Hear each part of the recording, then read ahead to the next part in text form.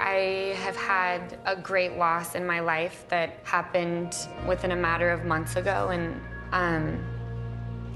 yeah. I just need...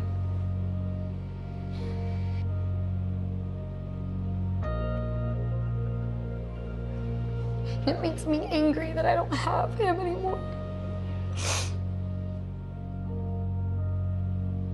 I just need to feel a connection. So they're bringing me to a discussion about the very end of someone's life, and they're bringing me in the context of this man that I feel like I have to bring up, and really connected to watch.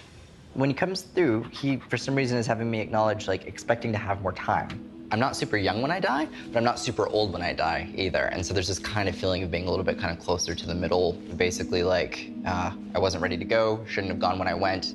I mean, the timing of this just keeps bringing up the timing and, like, not being convenient. Not that there's ever a convenient time. But when this comes through, he basically just kind of acknowledges he wasn't able to say everything he wanted to say to the people he wanted to say it to. Can you relate to anybody passing away closer to that time frame or went kind of before his time? I'm so sorry. I used to buy my dad nice watches all the time, and that was the only thing he would ever wear. I think he went and got it at Walmart, and he wore it every single day, and he loved it. That's what I look at, and I'm like, oh, it's my dad. Okay, they're bringing up dad. He basically feels as this is coming in that he's trying to kind of comfort the living people left behind in this. So that's good to keep in mind. That is so your dad. They're having me talk about the three. Give me one sec. Yeah, they're having me talk about a reference of 3 siblings. So do you know where the 3 siblings would be within family? Me and my 2 brothers. Nice. So the way that they're bringing this up, this is something you might have to actually check with the brother situation, because they're having me talk about the 2 boys. They're having me talk about having plans with one of them. They're having me talk about it's like a mutual understanding, but this just keeps coming through in more of a business way. One sec. Keep in mind they are referencing to an E name within family. I can't tell who this is, but I'm saying just like an E. Do you have any E names within family? My little brother, Easton. Nice. And Dad's putting a very strong emphasis on him. Yeah, my dad was in real estate development and wanted to kind of bring my younger brother into that with him. You know, every little business venture that my dad would kind of step into in his older age, he always wanted Easton to be a part of it in some capacity. Sure. Yeah. I think he's just proud of him and wants him to keep that going and keep that entrepreneurial spirit and the investments. Totally. And I think he'll even kind of be there for your brother intuitively, like helping him know what to do and like guiding him. So tell him that. And, like, I will. There's a circumstance where basically on mom's side of family, I have a woman that's coming through, but I definitely feel like I have to talk about like grandma level with an M name, and I feel like I have to highlight that. So in the way this is coming in, there's this reference to, do you know the, I think how to describe this. There's this old lady, I'm seeing a symbol. There's like a whole brand of handbags. Like they have like little, it's like a cartoon on it of an old woman. I'm trying to remember what this is. Oh my God, I know what he means. I know what he has to be meaning right now. They're basically like, I'm trying to remember what the name of them is. Give me one sec. Yeah, there were these like little comics. There was this old lady named Maxine. Gotcha. And there were like all different little quotes. Yes. That was the thing. My mom's name. That's my mom's name. So do you have any connection to that or in any way? Yes. Okay, cool. They connected to the Maxine thing? Yes. Okay.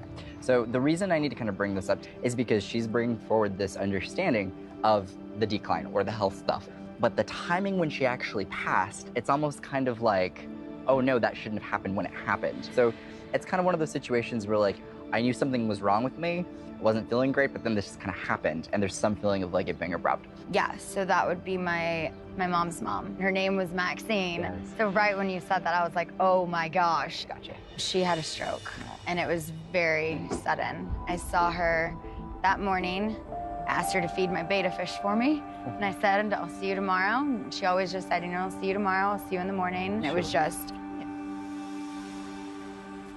There's this feeling of like, I'm good, I'm accepting and it's my time to pass. The feeling was, I need family to know I was thinking about, like, how long I had left, and came to terms with this, like, beforehand.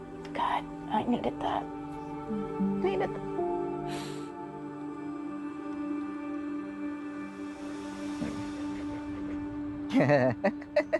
Oh man, there's something funny about Grandma being able to see that a man wasn't good for a woman and verbalizing it, and then at the end, the relationship ended up working out, and she was like, told you so, but in a loving way. And it keeps coming through. She's kind of joking. She's like, didn't want to give it to you fully, but now you know, like, it. You knew where I was coming from. Literally that note. Yeah, really? That's so crazy. No way. Yeah. I'm not a skeptic and I'm not a 1000% believer. I'm kind of somewhere in the middle, really, because I've done 250 episodes of reality television. People know a lot about my life. So it's going to be interesting to see what he brings to me. As of right now, I have about 2 people that are going to try to come through. But I always like to do the majority of the talking. That freaks me out. Even now, you're just saying that. You mean 2 people that have passed that are kind of trying to come through? Yes, like insistently. And they're going to come through really strongly. Okay, yeah, because we lost somebody, and he was probably one of our closest friends. Absolutely. I can give it a feel. I'll just kind of relay some details and we'll see what pops in. So I'm just going to scribble. Okay. And we'll see what comes in. All right. All righty. So I'm just going to take one moment. Okay. Thank you. Thank you. Okay, I have a very different energy popping in. Okay, if there is any reference, he's giving me an M very strongly, and he's referring to a male name, and it almost is coming across as like Mark, but just remember that I'm saying it. He's putting significance on it. I'm thinking it's like Marco, Okay. Marcus. Okay, Mark was his name. No, really. Yes, a very good friend of ours, like one of our best friends. But that's not what we called him, because we called him a nickname after his second name, Stannard, and we called him Stan. Everybody called him Stan, so nobody called him Mark. Weird. When he said Mark, I was thinking, okay, that's weird. That's just too weird, because nobody would know that. The weird thing, too, is when I'm focusing on medical stuff, this seems really weird, and I just have to be honest in the way this comes through. If this is who we're referring to, there's a feeling of basically having a medical condition that would afflict people who'd be much older or in a situation in which it would not be normal for a younger person to develop this. The feeling is really rare. I don't know why I'm having to talk about rarity with this. It was a rare situation, and he didn't know really what he had, so... That not knowing aspect had to have been the hardest. Yeah. I can only imagine. It was a very sad situation, but yeah. I'm sorry. I want it to be known when he's coming through, he's acknowledging that he timed his passing, and there was a situation where we have someone by our side and they're visiting and they're there, and it's like if they leave to go home, leave to take a shower, leave to go to the bathroom, then when this person leaves, we die. Then he died, and we were there weeks outside his room. Then, you know, he died when we weren't in the room, and I remember driving the wrong way down the road because I was just so kind of like when I heard and rushed back to the hospital, but then he passed, Yeah, he was free of pain. I feel like I have a sense of appreciation, and he acknowledges still being around both of you and your partner, for years after.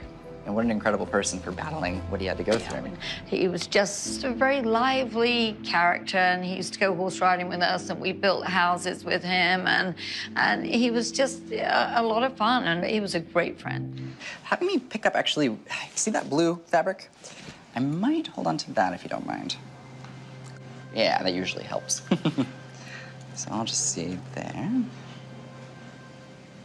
Thank you. Have this woman who comes through with such excitement, such joy. I mean, she comes through with just so much love. I'm gonna put this down really briefly. There you go. Okay, so she came through basically as a matriarch, but acknowledged not being a biological, like, mom for the client. This felt for me more on like a grandmotherly level. But what was interesting is I was connecting more to your dad's side of family than your mom's side of family, which I thought was kind of interesting. So she acknowledges this whole reference of basically feeling like she was content with the duration of her life. Immediately when she comes through, there's a feeling of like, I feel like I lived a full life. I feel like I'm happy with the length of my life. Yeah, she lived till she was 100. Wow. The thing that she's having me acknowledge is from her perspective, she's mom. From her perspective. She's your mother from her perspective. Like, really? I can't make the change. She's like, I am Lisa's mom. I've been very close to my grandmother, Nanny Kay. Certainly I was more emotionally connected to her. And this is one of her jackets. Wow. That's amazing. And she was very much part of our immediate family. She was a comforting, warm, lovely lady, and I miss her so much. She acknowledges that she was waiting for you before we even got here today. And she acknowledges that she knows that she's been talked to, asked to be around, like come through. There's a whole feeling of like, I was with you before you came today. Where is she? She's been dead at least 10 years, and I have been calling for her. I'm thinking, why don't I see evidence of her speaking to me? Is she the hummingbird? Is she the butterfly? Right. Where is she? Right. I just want to know that she's with me. But I've actually said to her, Nanny Kay, if you can hear me, let me know. I've done so many incredible things that she would have enjoyed so much. Yes. It's so interesting because when she comes through, it's more of a personal connection. It's like if she's going to communicate to you, you're going to just kind of know or feel what she would have done. And that's more the way that she seems to connect. But that can be frustrating because it's less obvious. We want a clear billboard of a sign that shows that she's around. And I think if you really are open enough, you will feel her essence coming through what she would have done, what she would have said. And that is a more profound sign than any butterfly, any dragonfly. It just might not be as apparent visually. So it's a different kind of connection. It can be hard wondering, how they feel. But Yeah. I think you knew how your grandmother viewed you in life and her personality, so no doubt she would have been proud of everything you went on to do. And that's important, so. Oh, I'm gonna cry. This is a message I want to kind of deliver, and it's something they do frequently say, but it comes through extra in this case. She does not want her death to be how we remember her when it comes to like her life. And just recently there was a conversation that was had. People were basically like, look, let's focus on her life. And I need to emphasize this because she's coming through a lot. She's having me talk about her passing and the circumstances that she went. She doesn't feel like when she went, she had full closure with the people around her. It's almost like I want there to be a release of any anger, any frustration, any resentment, any family tension, any family conflict. She wasn't able to have closure or really convey her feelings to the full extent. And the feeling is basically, I die without being able to have a resolve. Yeah. Does that make sense? The most amount of sense. I mean, do you want me to? Sure. I don't know whether. At this point, you can. Yeah. No, we don't know how she died. My grandmother Patty, my mom, they had been like estranged for a little while. They were super close, but super up and down. Right. And my mom got a weird feeling at a party and made my dad take her home and just like felt uneasy for a while. And then she had made my dad go over to her house a couple days later to check on her, and she was dead. And so she had been there for a few days, and no one knows if she committed suicide or if she accidentally killed herself because she was on medication for things. And so she would take a pill, go to sleep, and then maybe she woke up, forgot she took it. Right. Or did she, like, we don't know. And that's like haunted my mom, and like we talk about it like all the time. Sure. Let me see what we got. Ooh. Okay. There are no real feelings of, I killed myself here. There's no real feelings of, I committed suicide. People have said that they would have left a note. And the feeling that comes through from her end is basically like, I don't feel like I'm in the mindset when this happens to kill myself. That's not my mindset. That's not what I'm intending to do. She, from her end, has released this. She wants you to know she didn't kill herself. Okay. That's super intense. When Grandma comes through, just please note, the thing she's putting an emphasis on is referencing to your grandfather. And there's this concern about after Grandma passed, she's establishing a concern in wanting to make sure Grandpa can stay where he is at, either residentially, and she's having me kind of acknowledge him as being a little stubborn. It's an issue. It's an issue. So please know when this is coming through, she's having me acknowledge family kind of stepping back from the situation. She wants the family to leave him alone? It's basically a feeling of we can't make him do something he doesn't want to do. Exactly. And that's the message that you need to kind of take with this. She doesn't necessarily agree with him, but she knows him and is understanding that we can't make someone do something they're not willing to do. Okay, my grandfather, he's an engineer, extremely intelligent, but he can't, like, heat up coffee. And my grandma, coming from that, just took care of everything. They were together for 70 years. Like, it was his first love. And so he's still around. And that's great. But everyone's very worried because he's so brittle and old. And we're very scared that... How old is he? He's 95. Wow. He's at the point where they're constantly scared that he's going to fall or something like that. They want to put him in a home where he can meet and have fun and do that, but he won't leave. He won't leave. It's a problem. Yeah. Thank you. Seriously, so wonderful. It's a pleasure to meet you. Yeah, very nice meeting you too. Yeah, And, thank you. Yeah, thank you. You hit things that I just would never have thought of that, like, I don't really know too many people can know, like, especially the names in the certain situations. You made a believe.